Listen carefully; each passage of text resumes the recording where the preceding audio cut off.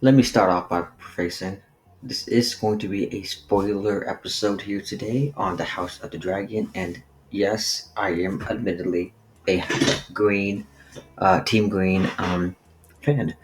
Unapologetic too. I know it's not well received to say you are Team Green or you Team Hightowers Targaryen, but throughout the show and throughout the books, novelization Fire and Blood that George R. Martin released, which only has a few snippets, about 80 pages, based on the House of the Dragon TV show, and throughout the first season and the first two episodes of season two, I want to go ahead and make a video explaining why I have a appreciation or a causation to make this video of why I believe Alicent and her kids should not be treated as harshly as they are currently in today's media, society, and online, Twitter, Reddit, YouTube, etc.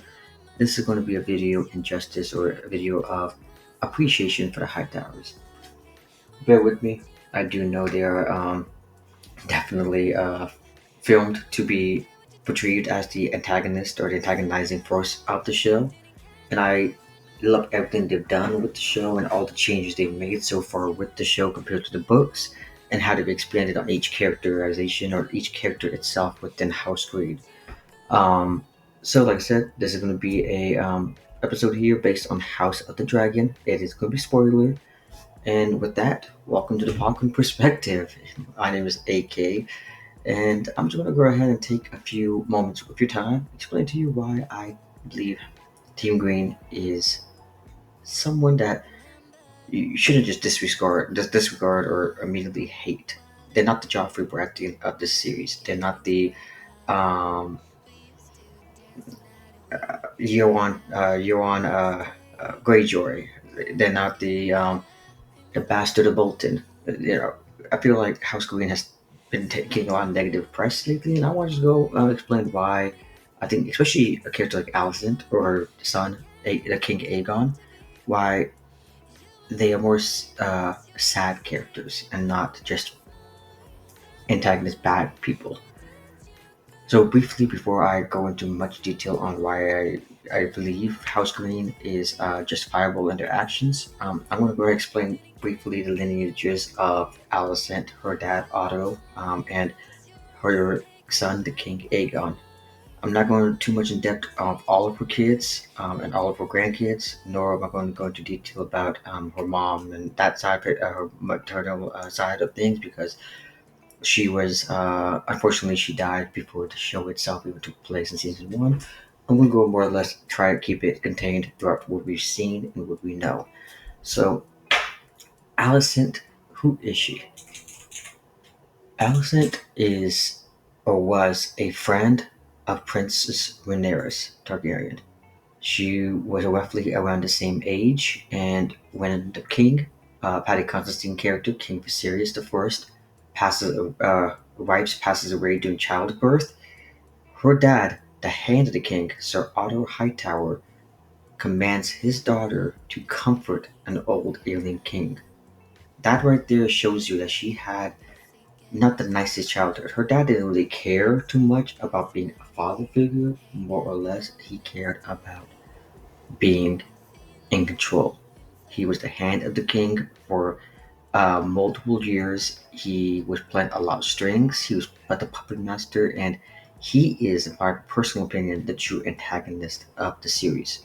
Not Alicent, not her son Aegon, or her other queen Helena Targaryen. It is 100% Otto Hightower, and you cannot justify his actions, though you can justify that of Alicent's. Alicent didn't have a paternal figure. Her paternal figure was her late husband, King Viserys. The fact that she married someone her dad's age by the force and by the manipulation of her father, she was already in a weakened position. She didn't have the ability to ever speak for herself, ability to ever fight for herself, and everything she did was because Otto Hightower was pulling the strings. So, in my personal opinion, Alicent right then and there, we should be more sympathetic to her cause and more sympathetic to her as a character. Alicent Hightower didn't want to comfort the king a night after the king lost his wife. She didn't want to marry the king. She was 15, 16 years old, give or take, roughly, when she was comforting the king. She's a kid, a child.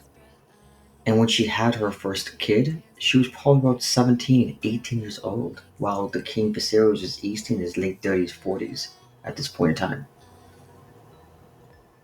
Her best friend, Princess Rhaenyra, she and her spent so much time together and had such a great bond and relationship with. And that was all destroyed when Princess Rhaenyra was pissed and lashed out at Alicent for the sake of the marriage between her father and Alicent, the king. So right then and there, she lost her number one friend, her best friend of all childhood growing up friend. She was forced into a unloving marriage, and her father was using her as a manipulation, as a pawn, as a piece in the game of chess. He didn't care about what happened to his daughter. He wanted an heir to the throne, which he got through Aegon Targaryen. So Alicent has a son with King Viserys, something that King Viserys always wanted, a son, and she named it Aegon.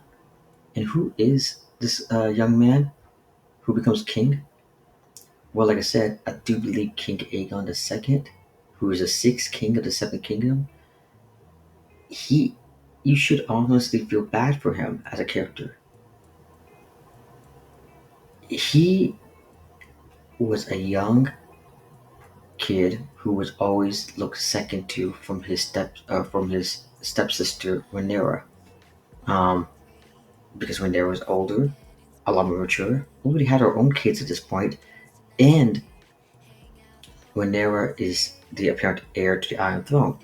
But Prince Aegon, when he was younger, was groomed yet again by the one and only villain of the show, Otto Hightower. Groomed by Otto, groomed by his mom in place of Otto, telling him that you are the one who's going to rule and you're going to be the new king once your father dies. Prince Aegon clearly did not like this. He wanted to sit around drinking and doing nothing with his life, which, you know, say what you want. He's a spoiled rich kid. But the world itself would have been better for it. The world of Westeros, the history of Westeros would have been better for it if Prince Aegon just maintained himself as a prince, drinking his sorrows away, whoring at the whorehouses. I'd rather that than what eventually is going to come to place, which I'm not going to spoil the end of the Dance of the Dragons, nor will spoil what happens in episode 3 onwards, though I do not know exactly what's going to happen.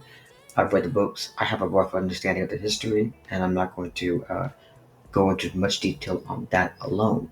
But Aegon, he was groomed. And the one thing we do know, which we saw in episode 1 of season 2, he does in fact love his kids. He might not love his sister wife, Helena. He might not love the idea of being a king, but he was groomed for it. And when he finally saw the power and tasted the power at the end of season 1, he enjoyed the applause and the parading he got from the small folks. Though we did see that yet again in episode 1 of season 2, he also cares slightly for the small folks. He wanted to give them money and aid. He wanted to return their goats and their sheep. He wanted to make sure they were happy.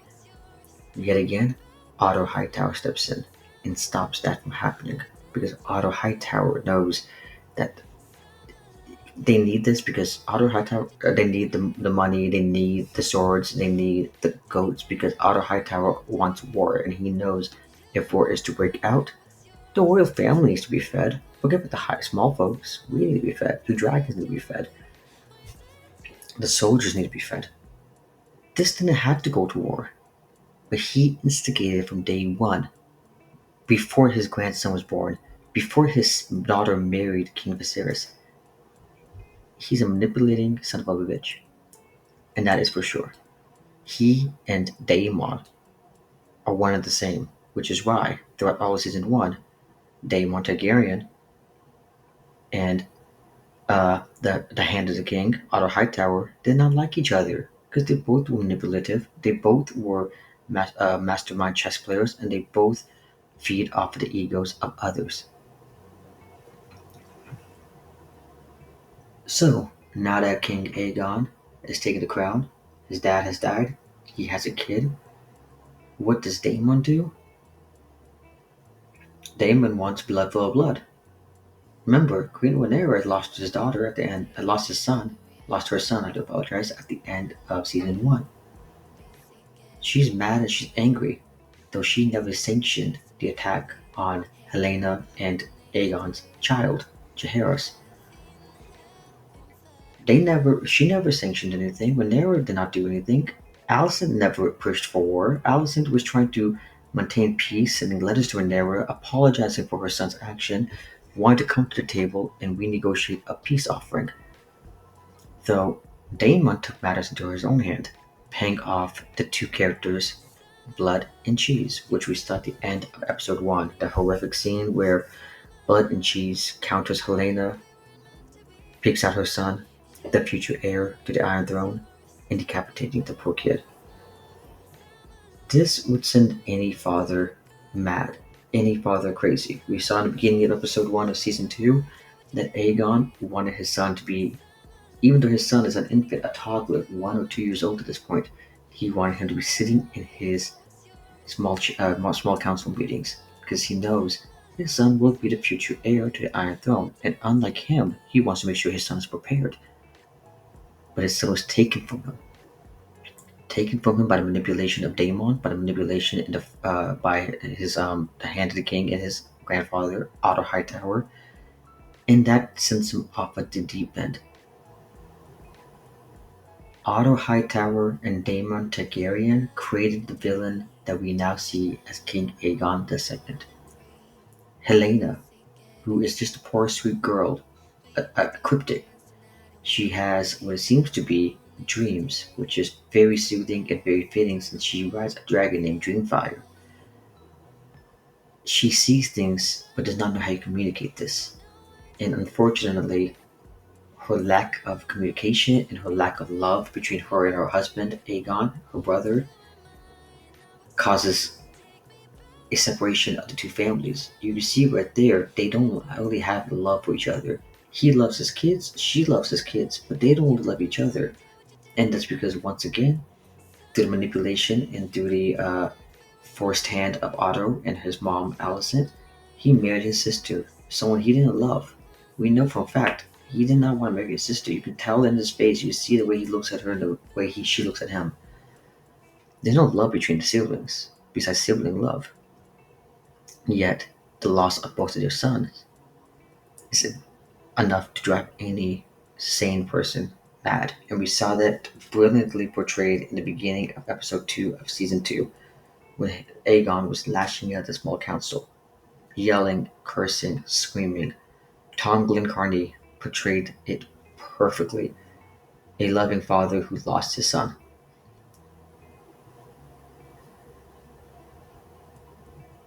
So just think for a moment when you're watching the show and look at it from both sides. Alicent was forced into the situation. She never wanted her son to be king. She didn't want to marry and become queen.